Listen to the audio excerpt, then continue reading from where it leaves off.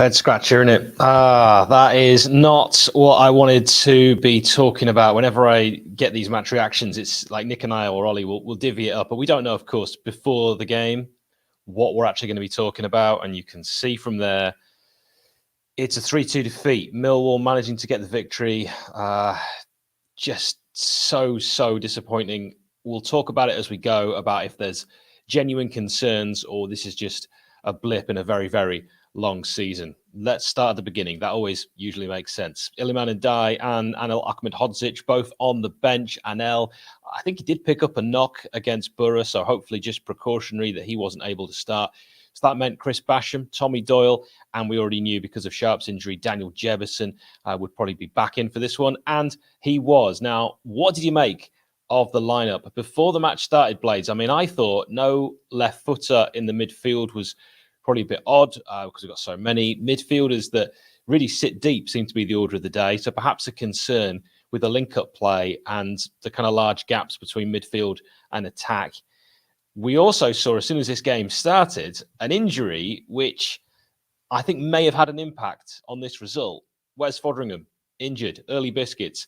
And Bradshaw should have actually scored as well as just before he actually did. And this could have been a very different game. But straight after, like, Wes had been down for a while. It was around about 2 minutes he was down. And then on 3 minutes, hit his shot, Bradshaw, at a prostrate Wes. And it was a really good save. And I thought, okay, Wes is absolutely fine. Bradshaw had time. Many Millwall fans will have felt that he should have buried that chance. And it came from a ball through the middle. And then Millwall did bury a chance. I thought they'd started stronger. You know, it's only been 5 minutes, but they had all the ball. And Bradshaw taking the ball from the right, he beat Wes at his near post. And that's when I sort of had to think, is Wes okay? Long, actually, George Long in goal for Millwall, former Blade, started the move with a really quick throw to McNamara. He found former Blade Ollie Burke, who ran down the right-hand side, laid it off. The number 9, Bradshaw, hit it sweetly across the goal, and Millwall had a deserved lead. But does a fully fit Wes save that? I don't know. Also, why no proper marking on that right-hand side as well? Very concerning start in this game at the New Den. Where was our midfield in the first part of this match? Just hugely concerning. And on 14 minutes, Ollie Burke, that man again, had a shot in the box on his right, saved by Wes. And was Wes fine? Was he hurt? Was it just one of those where he had to shake it off? Almost impossible. Only he will know. Millwall looked quicker to the ball, hungrier for the fight. They were clearly ready from the off, and Sheffield United just weren't. Were we missing that connection between midfield and attack without Iliman Ndiaye? Because Iliman Ndiaye hasn't been quite 100% at it in the last few games. So it made sense, you know, he's been a bit leggy, to perhaps give him a bit of a rest. But only if the players that come in and replace him can actually do a similar job. No one can do exactly the same job as Iliman Ndiaye. He's a generational talent. He's a maverick. But you do need those players that can actually link up. And what we saw was deep-line midfielders staying deep in the first half. That was going to change. But all United players looked, I thought, a yard off the pace, certainly first 20 minutes. And I'd like to have seen Sander in the first half track back more when losing possession. Even Egan at the back was guilty of a few mistakes in this game, really guilty of a misplaced pass and nearly set Millwall off on their way again. A criminal short pass across, it was round about the halfway line, picked off by Fleming, and really lucky United because they defended pretty well, but it was rough stuff. It wasn't good to watch. Sander went down on 28 minutes in the box, Saville holding his wrist, never a penalty. And it was a really good chance for Sander to cross as well. He made the wrong call. No way you fall over like that if someone like holds onto your wrist in the street. And he threw himself to the ground. I thought that was really poor. Goal on 38, though, after all of that. Didn't deserve it. 38 minutes on the clock. Tommy Doyle free kick after Daniel Jefferson won the free kick. It followed a foul from Jake Cooper. Really busy boy, Jake Cooper, in this game, as he always is against Sheffield United. He went in hard from behind. A foul, definitely a foul. No advantage, so the game stopped. If only Andre Mariner had done that on Wednesday. Anyway, a good free kick, but George Long, for me, has to do better with his positioning. It was on his stronger right side. We know this because we know George Long quite well. The shot was not in the corner. Long didn't take the right step to his right. And it was a long way out. And I was initially surprised that Doyle was going to have that kind of shot. But well done, that man. He knew what he had to do. He also knew he had that in his locker, and he did all he could do with it. Test the keeper and see what happens. And Doyle did that, and it went in. And he had his second Blades goal of the season against the run of play. I can't emphasize that enough. Never deserved the Blades' first sniff of goal in the entire game, and we had an equalizer. Was it poor keeping? Am I being overly harsh? Let me know in the comments. We got to half-time, and it was breathe a sigh of relief. I said at halftime, this was going to be, of the season so far, Paul Heckingbottom's biggest halftime team talk. And I thought we came out of the traps good. We came out looking like a much better side in the second half. Also, worth mentioning the referee, the muscle-bound Steve Martin from Staffordshire, seemed to be giving Millwall in the first half everything. What did you make of his refereeing performance? Was Steve Martin a jerk? So, second half, 47 minutes, and United started brightly, winning a corner almost straight away, but nothing came of it. Jebison with an opportunity to give United the lead. A great pass outside of the boot on the left-hand side from Ollie McBurney. One of the best things he did in the whole game. After he received that ball from Norwood, it was then Jebison versus Long, and Long won. A good save from George Long on 50 minutes. I think it was a vital save. I think the whole game changes if that goes in. Doyle was getting forward more in the second half. So what I was saying in the first half that we weren't seeing with those deep-lying midfielders, that changed in the second half. That was probably a Hecky instruction, and Doyle was getting forward more, but he wasn't going to have an opportunity to do that for too much longer. He was going to get substituted. And United had already had as many shots in 5 minutes of the second half as we had in the whole of the first half. And I think I really did sum up a poor first half performance. Substitution, as I mentioned, for the Blades with Ben Osborne on for Tommy Doyle. Interesting decision, this one. So Tommy Doyle, the goal scorer, going off. Now, I can understand why he went off. Just back from injury. Perhaps that was always the plan. They may have said to him before the game, get to 45 minutes and then we take you off. I don't know that. But Ben Osborne, was that the right change? I don't know if I would necessarily have done that had I been in Hecky's boots. It was perhaps a McAtee moment, maybe even Iliman Ndiaye, and change things around a little bit. I've spoken on this channel before about surprising teams with a change of formation. A battle between Daniel Jebison and Jake Cooper on halfway at 59 minutes, and Cooper went into the book. I remember this. He hauled Jebbo down after misjudging the bounce of the ball. Didn't want to let Jebison, the Canadian, the English, the Jamaican striker, run through on goal. It was real agricultural defending. I mean, Jake Cooper, we know a lot about him. He's a no-nonsense defender. And frustration after that, because I thought that was a moment where if Jebison could have got away again, things could have been very different. But there was a goal for Millwall 63 minutes after this. The Lions had the lead again. Bradshaw with it, this time against the run of play. Blades had been good start of the second half. Fleming through the middle, then laid it off out left, crossed in, and a deft precision header from Bradshaw. He's not the biggest, so I was equally disappointed that he was able to win this one. And he made it 2-1 to the home team. But I was more disappointed at just the overall horrendous defending. Chris Basham, Jack Robinson, ball watching. He seemed totally disinterested at that moment. And that's a shame because Jack Robinson's been playing pretty well recently. But Bash, yeah, does not cover himself in any glory there at all. Then we saw Iliman Ndiaye on for Jebison. United continued to put pressure on. Berger twice getting opportunities after Millwall had that lead, but good defending from, as I think they say, Wool. Berger kept pushing forward second half, continuing that Doyle position that we'd seen at the start of the second half of him getting up to help the attack, which was needed. Berger then took that mantle on, and he clearly decided to start exerting his physical presence and what can be his dominance on games, but Berger only really did that second half. And this is one thing that frustrates me about Sander is I think he can grab a game by the scruff of the neck because I've seen him do it. We've all seen him do it.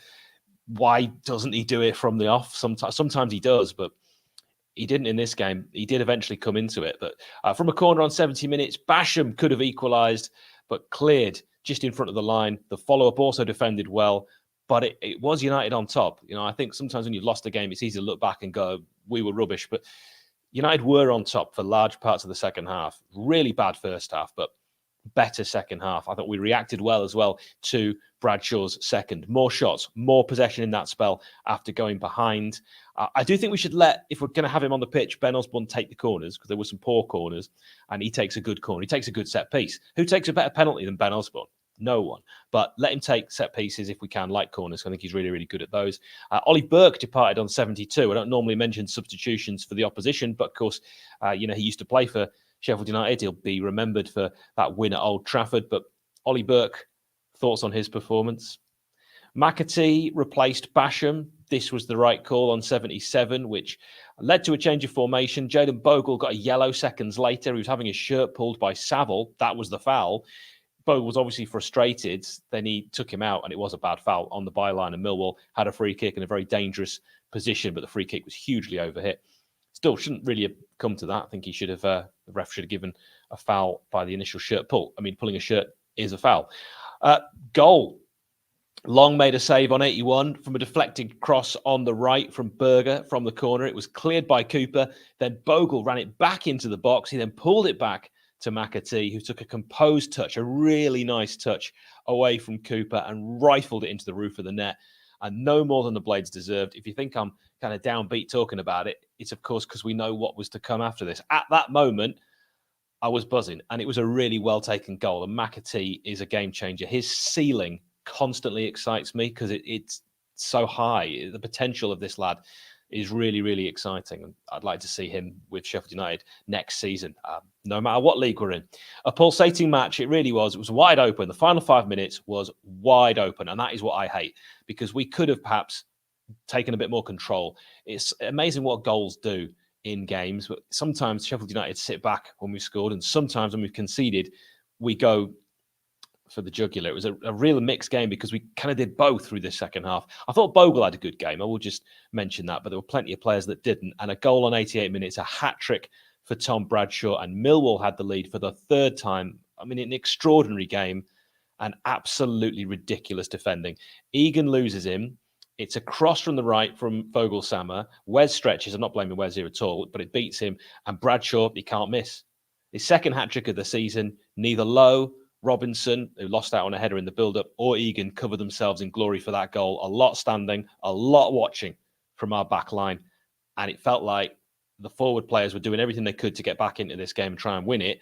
And then the defence really let us down. 5 minutes added on, a bit of nonsense in the box on 92. Jackie Longthrow getting a yellow, his third of the campaign. It was a shove from Jackie Longthrow on the Millwall man. Frustration because Bogle had gone down in the box just before that. Nothing was given. It was just, so frustrating. Sighing is kind of all you can do after a game like that as a Blade. This was probably a good game for the neutral, but I'm not a neutral. You know, Sheffield United is a big part of my life. My weekend is dictated by results I have no control over. This was a bad result. 6 goals conceded in a week. Are you concerned? Is this a minor blip in a really long season? I want to know your thoughts. We're going to go through the comments. What positives can we take from that game? Paul Heckingbottom's Gilet game was very strong. Right, let's have a little look at what you are saying. RJ says, Hecky to blame. McBurney and Jefferson doesn't work. Bash too slow. It pains me to say it. I think Chris Basham is not Chris Basham of old anymore, and I would love Chris Basham to still be Chris Basham, because Chris Basham is incredible. Such a fantastic servant to Sheffield United, but he's getting caught out now. Father Time catches up on all of us. McBurney and Jefferson doesn't work. I think there's certainly an argument. There was a long time people used to say Sharp and McBurney didn't work as well. Perhaps you just need more time to develop that kind of partnership. Dan played their game. They were fortunate to win. Draw would have been fair. Egan had a shocker. I tend to agree with that all round.